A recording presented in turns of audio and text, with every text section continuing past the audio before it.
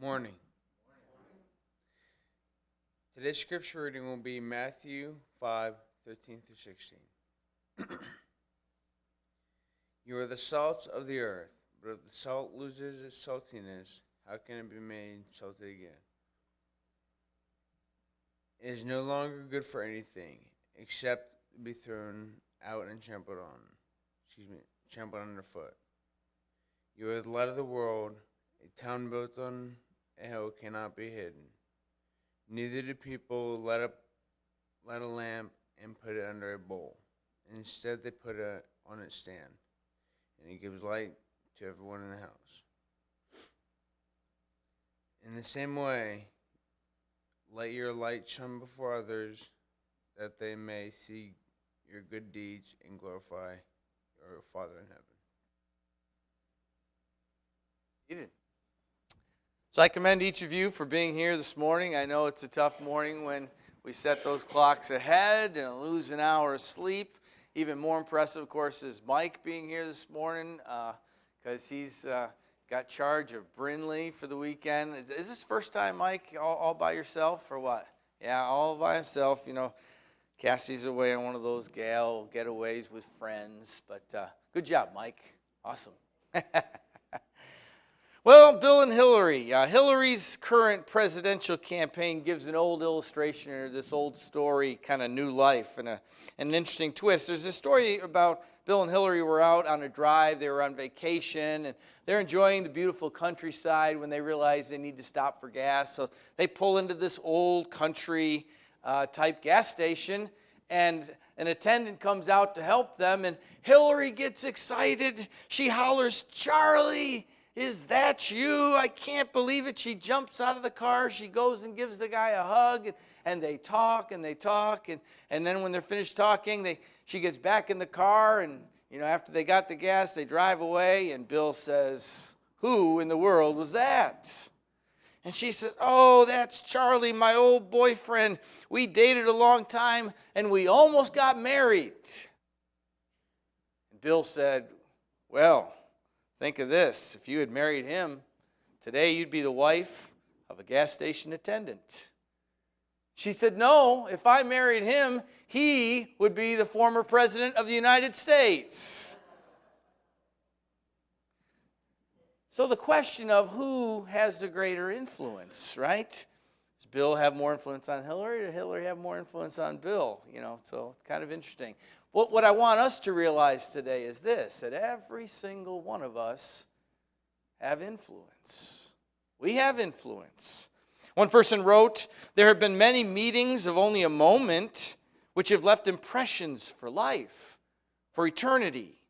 No one can understand that mysterious thing we call influence, yet every one of us continually exerts influence, either to heal, to bless, to have marks of beauty, or to wound, to hurt, to poison, to stain other lives." Every single one of us have influence. And that popular writer and speaker, John Maxwell, says that even the most introverted person in the course of their life will have influenced, get this, 10,000 different people. Even the most introverted person will have some influence or impact on 10,000 people during their life.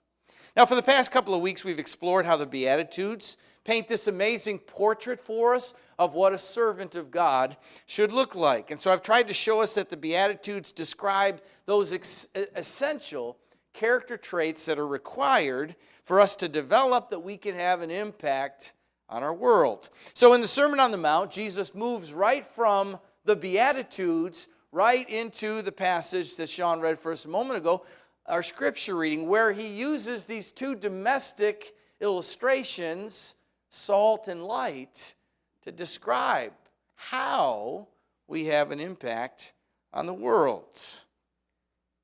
And so in order to define the nature of our influence, Jesus resorted to these two domestic metaphors. Every home in that ancient world, no matter rich or poor, needed these two things: used both salt and light. And today, even 2,000 years later, we still can relate to the function of these two essential elements. Salt and light are indispensable household commodities. Pliny the Elder, a first century writer, said, "Nothing is more useful than salt and sunshine." Interesting, huh? So the need for light, I think, is pretty obvious. We all understand why we need the light of the sun or we need the light of our lamps.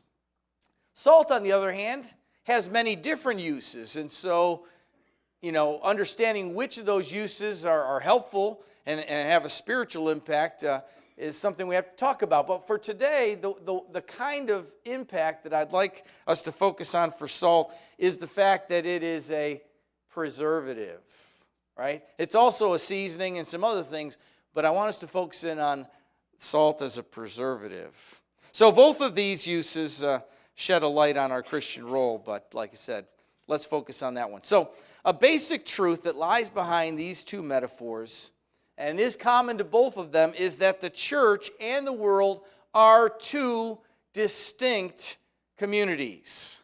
Jesus says there is the earth, and he says there is the you, the church.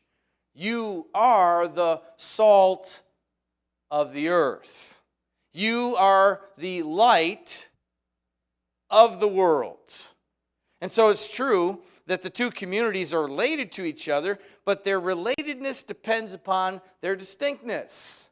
They're together, but they're different and distinct. Additionally, the metaphors tell us something about both communities. The world is essentially a dark place. With little or no light of its own, it needs an external source of light in order to illuminate it, which is kind of interesting because we know that many people in the world see themselves as being enlightened, right? They don't think we need any light at all. We're enlightened in and of ourselves, and yet the world is so dark.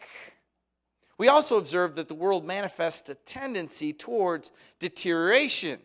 The world continues to experience decay. The world cannot stop itself from going bad. Only when some other substance, some other influence is brought, and in this case it's the salt, can it stop the process of decay. So the church is set in the world for this dual role. As salt, we must arrest the process of decay. As light, we must dispel the darkness. So let's take a closer look at these two metaphors to better understand our calling as servants. Jesus carefully crafted these statements, laying them in parallel to each other, right? In each case, he begins with an affirmation. You are something. You are salt and you are light. But then he adds a rider or a qualifier, a condition on which these affirmations depend. The salt must retain its saltiness. The light must be allowed to shine. So salt is good for nothing if it loses its saltiness, and light is good for nothing if it is concealed. All right, so let's talk about each of these individually. First of all, servants are the salt of the earth. So Jesus begins with that affirmation. You are the salt of the earth. I'm told the wording here is very emphatic and could be rendering you and only you are the salt of the earth. So we notice Jesus wasn't saying to us, you can be the salt of the earth if you want to be. He wasn't looking for volunteers. He's stating what we are. Whether we like it or not, whether we want to be or not, we are the salt of the earth. We are the only salt that the earth has. So the only question about the matter is the question of whether we will be sufficiently salty. The effectiveness of salt is conditional. It must retain its saltiness. Now, strictly speaking, I'm told that salt can never lose its saltiness. Salt's a chemical compound made up of sodium and chloride, and as a compound, it's stable, it's resistant to nearly every attack. But what can happen is it can become contaminated and becomes mixed with other impurities, or it can be diluted. And so the salt we use today, of course, is purified and refined, unlike the kind of salt that was in Jesus' day, right? And so what was then commonly called salt was this white powder containing sodium and chloride, but it contained a lot of other things. It wasn't as pure and concentrated. And the sodium chloride portion of that substance was easily washed out. It was still salt, but what was left wasn't salt, right? The residue that remained looked like salt, but it neither tasted nor acted like salt. Oh, update, protection. Better get rid of that. So all that remained then, if the sodium chloride portion of the salt was lost, was this useless substance that they would throw out onto the road to be trampled by men, right? To be used as kind of a good road substance. So Jesus wants us to be salty servants. And our saltiness is this Christian character that's depicted in those Beatitudes that we looked at over the past couple of weeks, right? But it also is everything that follows later in the Sermon on the Mount that Jesus talks about. But as salt must remain its saltiness to be effective, we Christians must remain Christ-like to be effective.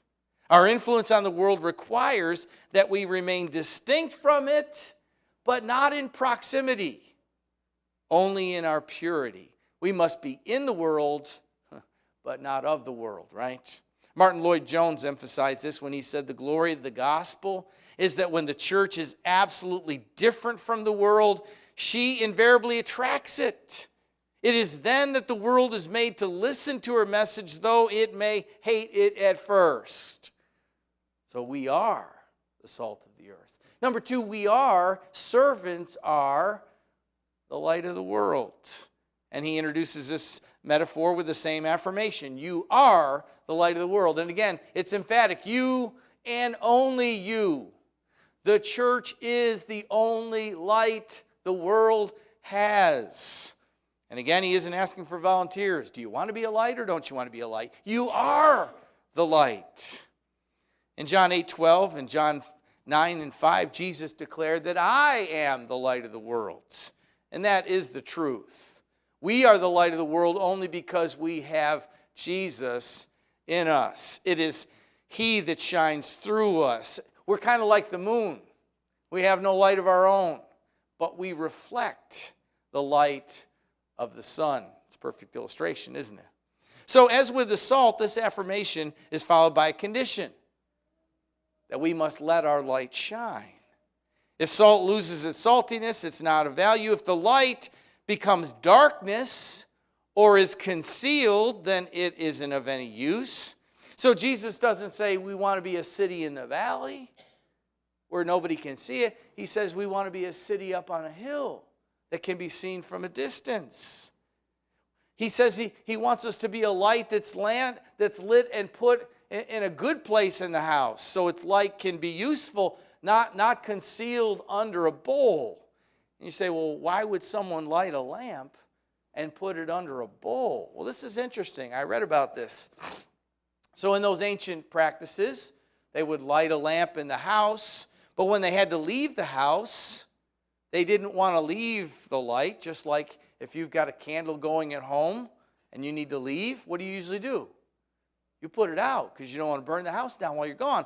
Well, they didn't have matches or butane lighters to relight things easily. So after they had the lamp lit and they had to leave, they would put it on the floor and put it under a bowl. And it would continue to smolder with what little oxygen was left. And then when they came back, they'd remove the bowl. The lamp would reignite. They'd put it back on its lampstand. So this is what Jesus is talking about. He doesn't want his followers to be putting their light under the bowl. He wants it to be out there for all to see. And so our influence as a servant depends on being visible, not concealed. Bonhoeffer said, a community of Jesus which seeks to hide itself has ceased to follow him. Do we shine our lights to illuminate other lights? No. We shine our lights to dispel the darkness. What's the difference between lighting a lamp in a lighted room and lighting a lamp in a dark room? One has greater influence than the other, right? If we only shine our lights when we're with other lights, like we are right now together as a church, we're not having the impact on the world that God wants. He wants us certainly to light our lamps when we're together, but He wants those lamps to burn brightly when we're out in the world. Sometimes people think, I want to move out of the neighborhood I'm in because there aren't any Christians living close to me. Or I want to change schools because I'm the only Christian in the school. Or I want to change workplaces because the people I work with are coarse and they're not very Christian, and I'd rather work with Christians. Do you ever think that way?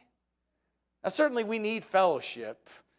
God commands it. We need it to build each other up. But we come together to be encouraged and strengthened to be able to go out there to the neighborhood and the school and the workplace and to be salt and light, to have an influence.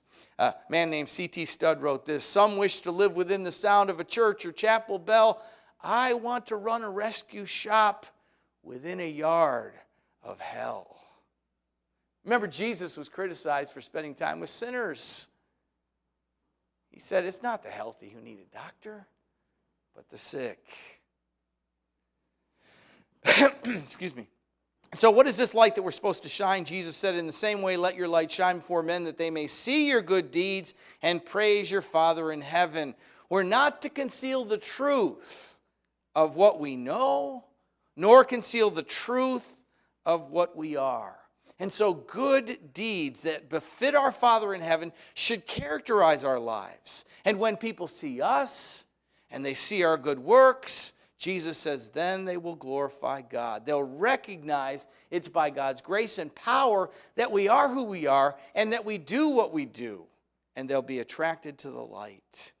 And in the end, they'll praise our Father in heaven, not this light that bears God's image.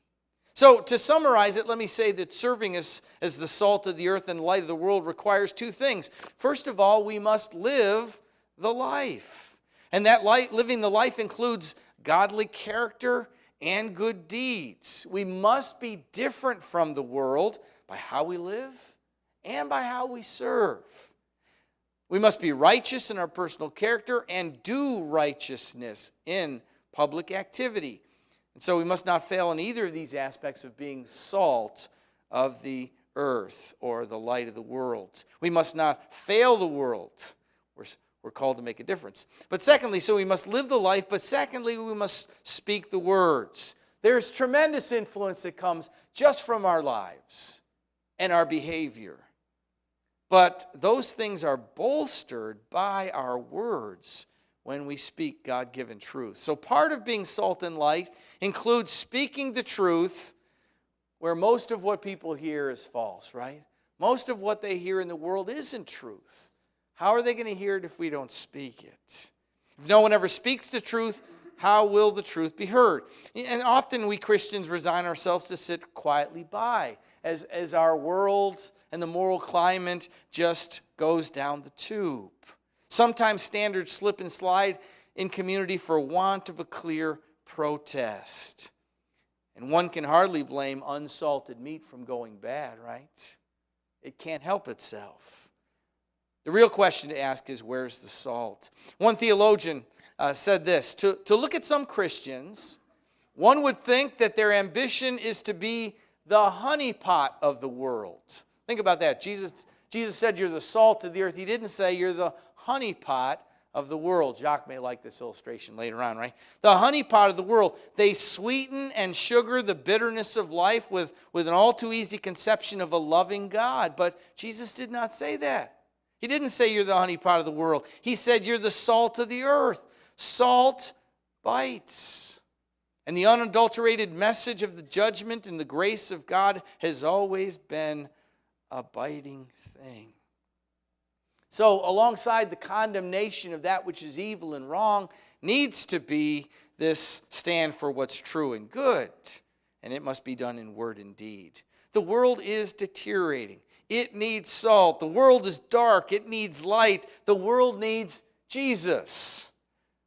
And the Jesus it can see, the Jesus it can hear, the Jesus it can experience will likely come from you and me, from the church. The world needs you and me. It needs us to be salt and light. God wants to use you to make a difference, to have an influence. But it's going to take godly character and good deeds and God-given truth. We must not hinder our impact by sin, by compromise, by concealment, by laziness, or by fear. But allow me to give one word of caution. Think about this. Too much salt kills. Too much light blinds. So we must be wise and gentle as we act as salt and light. If we come on too strong, we may have a detrimental effect, right? So those outside of Christ are living in darkness and decay. They do need the salt and light of Christ, and we as God's servants can bring that to them as we seek to wisely serve them. But you may be thinking, what influence can I have? Because I'm a nobody. I like this little statement there. Nobody can change the world. I'm nobody. How about that? But you're thinking, I'm a nobody. But humor me for a second. Let's take a little quiz. All right? Try to name in your head the 5 wealthiest people in the world. You could probably do pretty good with that list, right? How about the last 5 Heisman Trophy winners? All right? How about the last 5 winners of the Miss America contest? Can you name any of them? How about the any 5 people who have won the Nobel Peace Prize or the Pulitzer Prize? Can you name any? How about the last 5 Academy Award winners for the Best Actor or Actress? Now, you may be able to name the last one because you watched just a couple of weeks ago, right? What's the point of this? We don't really remember the achievements of others, no matter how great those achievements are, right? These people on these lists are no second-rate achievers, right? They're the best in their fields. But the applause dies, and the awards tarnish. Achievements are forgotten. Let's try another quiz. Think of 3 school teachers that have made a difference in your life. Think of 3 friends who have helped you through a difficult time. These things may have happened a long, long time ago. But your memory's right there, right? Think of 3 people who've made you feel appreciated or special. Think of 3 people you enjoy spending time with. Think of 3 people whose lives have inspired you. How'd you do on that quiz, right? Much better. And the lesson I hope that we all get from this is that the people who make a difference, the people who really have influence, are not the ones with the most credentials or the most money or the most fame or awards. The people who make the most difference are the ones who care, who serve. Now, sometimes those people serve deliberately and consciously. Sometimes they just serve by living for Christ, standing out as salt and light in the world. I want to end with a story. It's a story that Peter Marshall used to tell a lot. It's called The Keeper of the Spring. Maybe you've heard or read the story. But it goes like this. Once there was a quiet forest dweller who lived high above an Austrian village along the eastern slopes of the Alps. And the old gentleman had been hired many years ago by that town council to clear away the debris from the pools of water up the mountain crevices that feed the lovely spring flowing through their town. And so with faithful and silent regularity, he patrolled the hills. He removed the leaves and branches. He wiped away the silt that would otherwise choke and contaminate the fresh flow of water. And by, the village became a popular attraction for vacationers. Graceful swans floated along crystal clear spring, and the mill wheels of various businesses turned day and night, and the farmlands were irrigated, and the view from the restaurants was picturesque. And years passed, And one evening, that town council was meeting for its semi-annual meeting. And as they reviewed the budget, one man's eye caught the salary figure being paid to that obscure keeper of the spring. And the member said, "Who is this man? And why do we keep paying him year after year? No one ever sees him. And for all we know, he isn't even working or doing anything good. Perhaps he's no longer necessary." And by unanimous vote, they dispensed with the old man's services. And for several weeks, nothing changed. As autumn came, the trees began to shed their leaves, and small branches snapped off and fell into pools, hindering the flow of the sparkling water. And one afternoon, someone noticed a slight yellowish-brown tint in the spring. And a couple of days later, the water was much darker, and within a week, a slimy film covered the water, and a foul odor was detected. And the meal wheels moved slower, and some ground to a halt, and the swans disappeared, as did the tourists. And the clammy fingers of disease and sickness reached deeply into the village. Quickly, the embarrassed council called a special meeting, and realizing their gross error in judgment, they immediately hired back the old keeper of the spring. And within a few weeks, the veritable river of life began to clear up. And the wheels started to turn, and new life returned to the hamlet and the Alps once again. So fanciful though it may be, the story is more than an idle tale.